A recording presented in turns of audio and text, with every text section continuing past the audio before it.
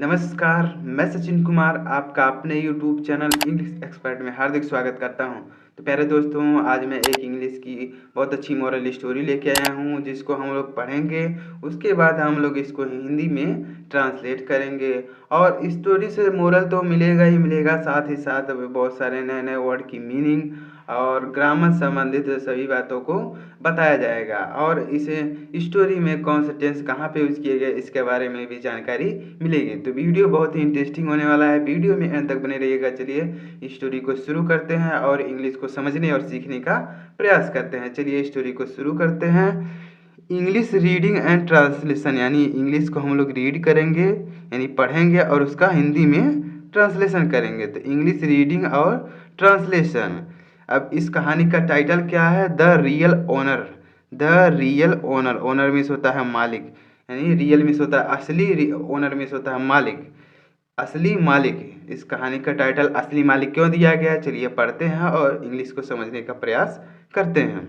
Once a farmer purchased 2 healthy oxen from a fair. Once means एक बार, a farmer यानी एक किसान ने, परचेज्ड मीन्स खरीदा, परचेज मीन्स होता है खरीदना, उसी का सेकेंड फॉर्म परचेज, यानी एक किसान ने खरीदा 2 healthy oxen. Two means 2, healthy means स्वस्थ, ऑक्सन मीन्स होता है बैलों की जोड़ी, यानी ऑक्स मीन्स होता है बैल और ऑक्सन मीन्स होता है 2 बैल, यानी उसी का प्लूरल होता है। ऑक्स मीन्स होता है बैल, उसी का प्लूरल हो जाएगा ऑक्सन, यानी 2 बैलों को फ्रॉम ए फेयर, फ्रॉम माने से, ए फेयर यानी एक मेले से, यानी एक बार एक किसान ने एक मेले से जो है 2 बैलों को खरीदा, यानी एक स्वस्थ बैलों को खरीदा, यानी स्वस्थ बैलों की जोड़ी जो है खरीदा।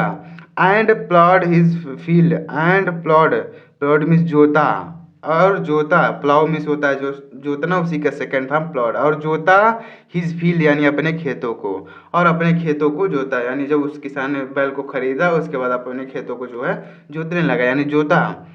एट नून यानी दोपहर में, एट नून यानी आफ्टरनून में, यहाँ पे वही होगा, नून में होता है दोपहर में या फिर आफ्टरनून, बात एक ही है। तो यहाँ पे लिखा गया एट नून यानी दोपहर में। He left the oxen loose for grazing.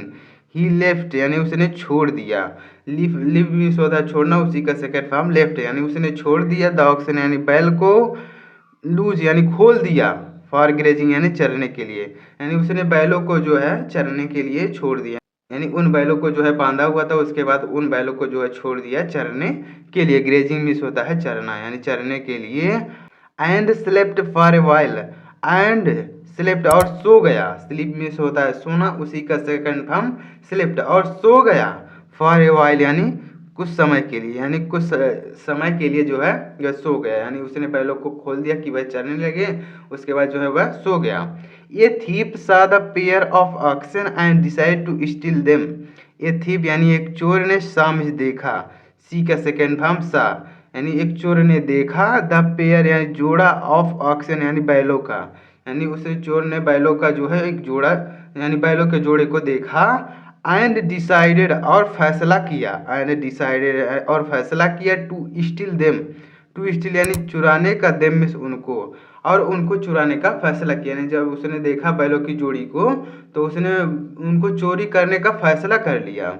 As he was taking them, as यानी जब, ही वॉज टेकिंग, ही माने वह, वॉज टेकिंग यानी ले जा रहा था, देम मीन्स उनको, जब वह उनको ले जा रहा था। यहाँ पे देखिएगा वाज के साथ टेक में आईएनजी लगा है, तो यहाँ पे पास्ट कंटिन्यूअस टेंस का प्रयोग किया गया है, यानी वाज के साथ अगर आईएनजी फॉर्म आता है तो वहाँ पे पास्ट कंटिन्यूअस होता है, अगर इज आर एम के साथ आईएनजी फॉर्म आता है तो वहाँ पे प्रेजेंट कंटिन्यूअस होता है, लेकिन यहाँ पे वाज के साथ आईएनजी फॉर्म आया तो यहाँ पे पास्ट कंटिन्यूअस टेंस प्रयोग किया, यानी ही वाज टेकिंग देम यानी जब वह उनको ले जा रहा था।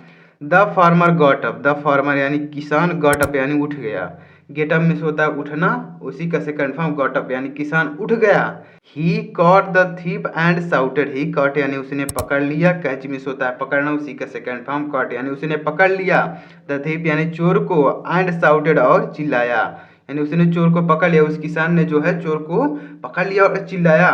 How dare you steal my oxen, how dare you यानी तुम्हारी हिम्मत कैसे हुई, हाउ डेयर यू इसके मतलब होता है तुम्हारी हिम्मत कैसे हुई, स्टील यानी चोरी करने की, माई ऑक्सन यानी मेरे बैलों को, तुम्हारी हिम्मत कैसे हुई मेरे बैलों को चोरी करने की। वह जो है किसान कह रहा है कि तुम्हारी हिम्मत कैसे हुई मेरे बैलों को चोरी करने की। But the thief lied, but लेकिन, द थीप यानी चोर, लाइड यानी झूठ बोला, लेकिन चोर ने झूठ बोला। These are my oxen, these यानी ए, आर माने है, माई ऑक्सन यानी मेरे बैल हैं, ये मेरे बैल हैं। यहाँ पे दीज इसलिए लिखा गया क्योंकि यहाँ पे जो है बैल दो है, इसलिए यहाँ पे दीज का प्रयोग किया गया। अगर एक बैल होता तो वहाँ पे दिस लिखते, लेकिन इसलिए यहाँ पे दीज लिखा गया, यानी बैल दो हैं इसलिए बहुवचन का प्रयोग किया गया। तो उस चोर ने जो है झूठ बोला कि यह बैल जो है मेरे हैं। उम्मीद करता हूँ इतना समझ में आया होगा। आगे देखिएगा, they started arguing, they started यानी उन्होंने शुरू कर दिया, स्टार्टेड यानी शुरू कर दिया, आर्ग्यूइंग में झगड़ा करना, यानी उन्होंने झगड़ा करना शुरू कर दिया। यानी चोर और जो है किसान झगड़ा करने लगे, यानी किसान कह रहा है कि मेरा बैल है और जो है चोर कह रहा है कि मेरा बैल है, तो दोनों आपस में झगड़ा करने लगे। फाइनली यानी अंत में, फाइनली में से होता है अंत में, the farmer took the thief to the village chief, the farmer यानी किसान ने, टूक मिस ले गया, टेक मिस होता है ले जाना, उसी का सेकेंड फॉर्म टूक, यानी किसान ले गया, द थीप यानी चोर को, टू द विलेज चीफ यानी गांव के मुखिया के पास, यानी उस किसान ने जो है चोर को जो है गांव के मुखिया के पास ले गया। अंत में किसान जो है उस चोर को गांव के मुखिया के पास ले गया।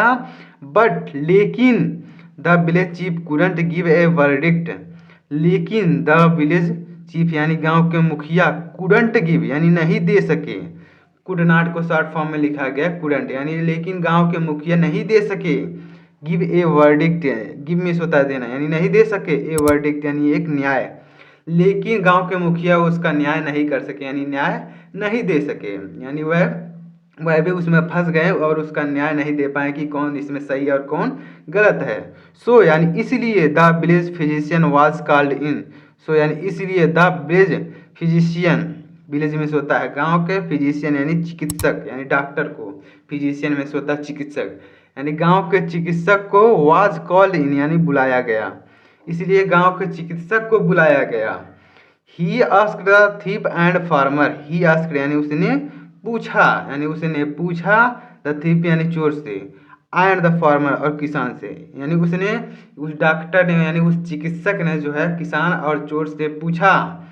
What food did you give to the oxen, what food यानी क्या भोजन, डिड यू गिव यानी देते हो, यानी क्या भोजन देते हो, टू द ऑक्सन यानी बैलों को, यानी तुम बैलों को क्या भोजन खिलाए थे, यानी जो है चिकित्सक पूछ रहा है कि तुम दोनों ने इस बैलों को जो है इन बैलों को क्या खिलाया था, यानी भोजन में क्या खिलाया था, वही यानी फिजिशियन यानी डॉक्टर जो है पूछ रहे हैं।